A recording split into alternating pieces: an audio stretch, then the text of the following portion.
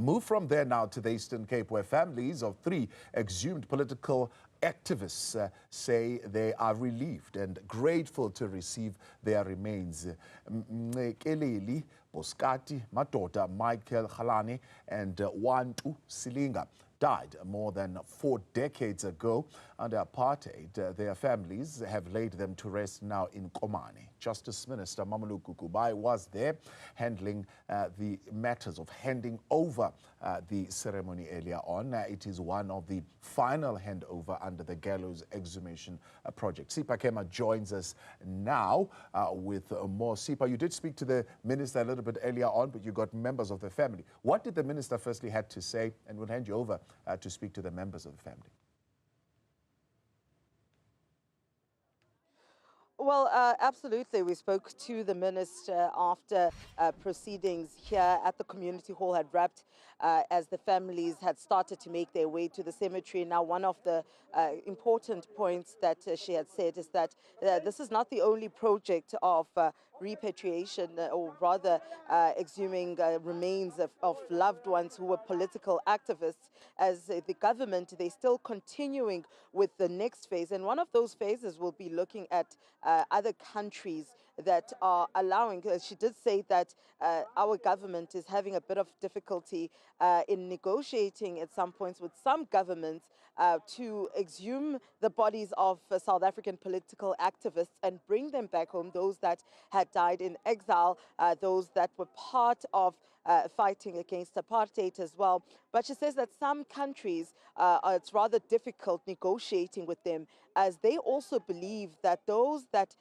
came to assist, those freedom fighters from South Africa that came to assist in their countries, are now part of that country's history, part of that country's heritage. So it is rather difficult to hand over the remains. But she says that it's still a conversation that is being had with several countries. But she also says that you find some families who say that they have already made peace and they don't want their loved ones' bodies exhumed or remains exhumed and brought back to South Africa or brought back to their families, where then they could be buried amongst their own. They're saying that they have sought peace, they have found peace as families, so they would rather let them lie in peace.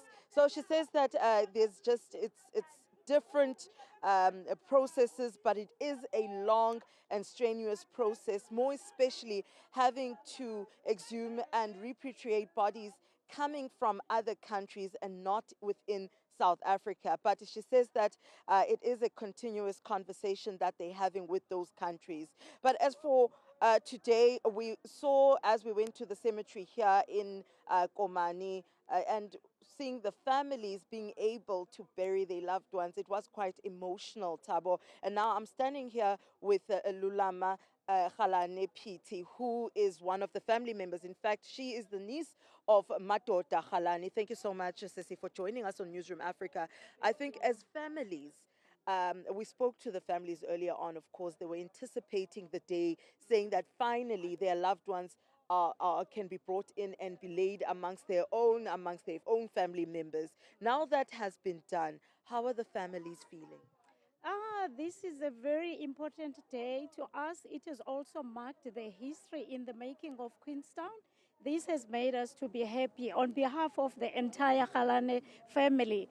I would like to say that we are happy, at least now that we know that our uncle, a brother to others, a father to one, and a cousin to many.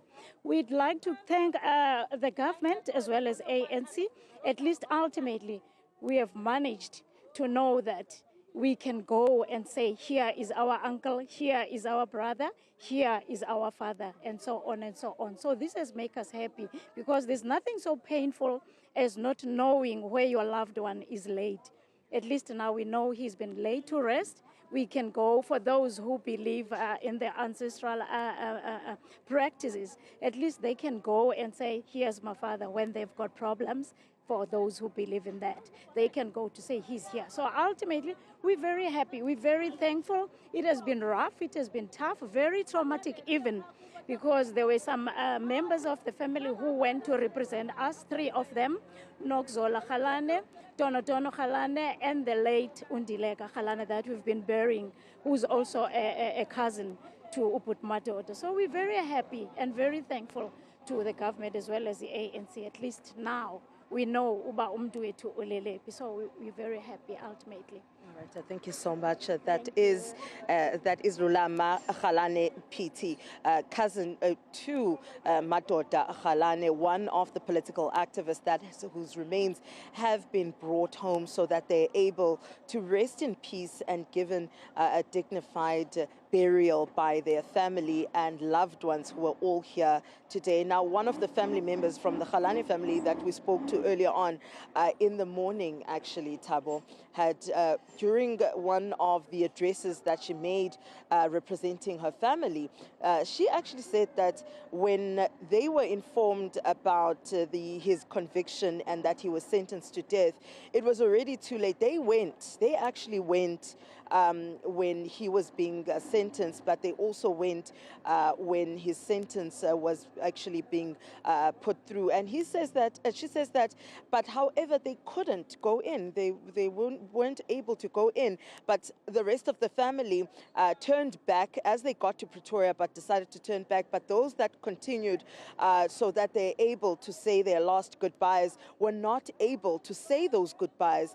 And something that was actually also said inside was that in most of the political activists who were killed under the apartheid government, most of the time, the letters telling their families or informing the families that they have been sentenced to death or will be sentenced to death, by the time the families got to Pretoria, it was already done. So most of these families didn't even have closure to say goodbye.